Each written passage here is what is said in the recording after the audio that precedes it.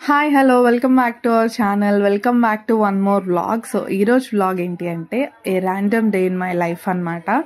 So ఒక random డేలో నేనేం చేస్తున్నా అనేది చూపించేబోతున్నా. అందరూ అనుకుంటారు ఈ పిల్లకి ఎప్పుడు వీడియోస్ ఏం చేయదు, ఏం పని చేయదు, తింటది పడుకుంటుంది అని అనుకుంటారు.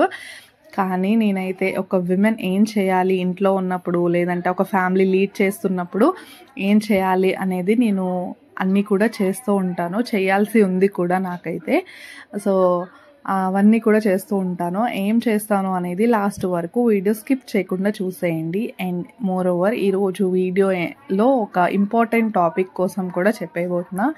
అదేంటంటే బంధువుల కన్నా రాబంధువులు మిన్న అని చెప్పి ఒకరు అన్నారు. సో అదైతే నిజంగా కరెక్ట్ అనమాట. నాకైతే చాలాసార్లు అనిపిస్తుంది. మీకు మీ లైఫ్లో ఎప్పుడైనా అనిపించిన సిచ్యువేషన్ ఏంటి అనేది కమెంట్ చేసేయండి. సో చాలామంది కూడా మనం బ్యాడ్ టైమ్స్లో ఉన్నప్పుడు ఏ ఒక్కరు వచ్చి సపోర్ట్ చేయరు, కనీసం మాట సహాయం కూడా చేయరనమాట.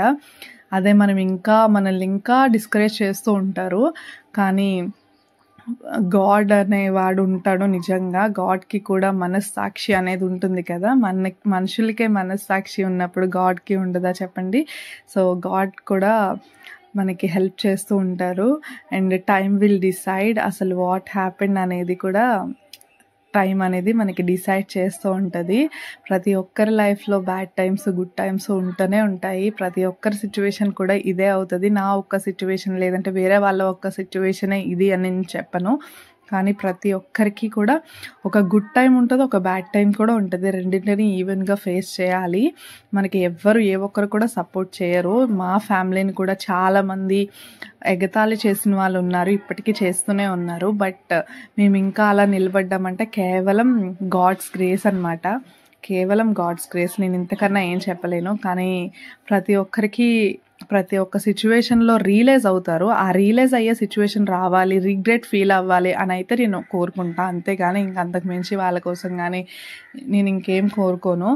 జస్ట్ మూవ్ ఆన్ అవ్వడం తప్ప ఇంకా మనం ఏం చేయలేము. అది ఆ సిచ్యువేషన్ వచ్చి వాళ్ళు రియలైజ్ అయినప్పుడు రిగ్రెట్ ఫీల్ అవుతారు చూడండి, అప్పుడు మనకి చాలా హ్యాపీగా అనిపిస్తుంది.